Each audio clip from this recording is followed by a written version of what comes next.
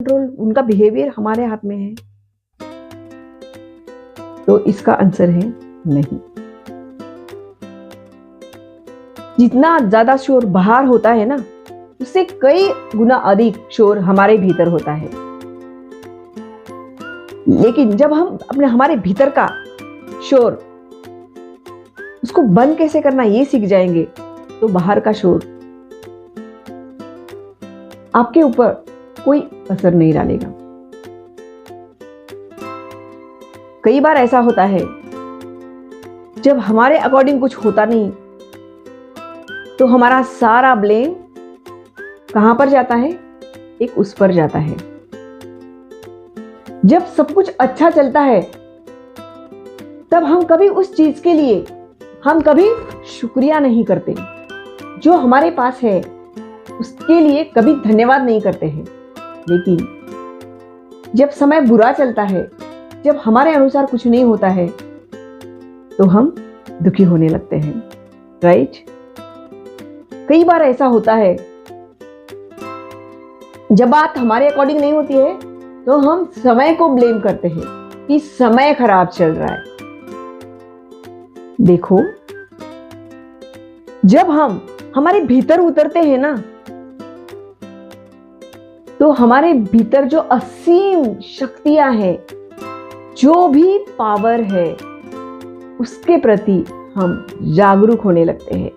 वैसे भी हमारा फोकस जिस चीज पर जाता है, तो वो चीज मैग्नीफाई हो जाती है। अगर हम हमारे भीतर गहराई से अंदर उतरते हैं, तो हम आत्मा की आवाज को हम सुनने लगते हैं। देखो, दुनिया में फिर भी बहुत सारे धोखा हमें मिल सकता है, लेकिन हमारे भीतर जब हम आत्मा की आवाज सुन लेते हैं, या हमारे खुद तक आत्मा को हम समझने लगते हैं, इसी को सेल्फ रियलाइजेशन कहा जाता है। तो हमें बाहर का जो शोर है, वो हमें वो सुनाई नहीं देता है। हम देखते हुए भी हमें कुछ दिखाई नहीं देता है, सुनते हुए भी हमें कुछ सुनाई नहीं देता है। तो ये जो हमारी कंडीशन हो जाती है, ये क्यों होती है? सिर्फ और सिर्फ आत्मज्ञान की वजह से।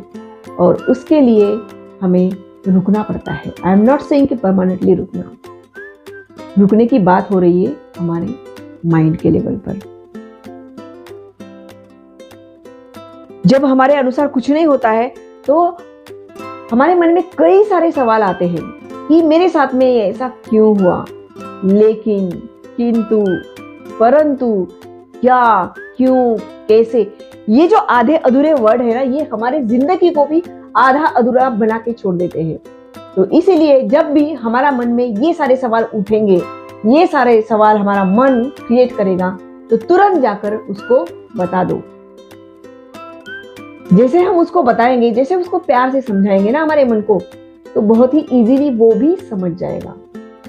जब उसको देखते हैं, तो वो धीरे धीरे हमारी बात समझने लगता है। एक्चुअल में माइंड को कंट्रोल करने की आवश्यकता नहीं है, उसको सिर्फ देखना है। देखो, रुको, मन को कंट्रोल नहीं करो, मन को समझो।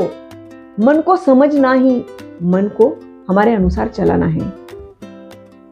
तो इसीलिए लाइफ में if you want to be happy, अपने आप को, खुद को समझ लेना।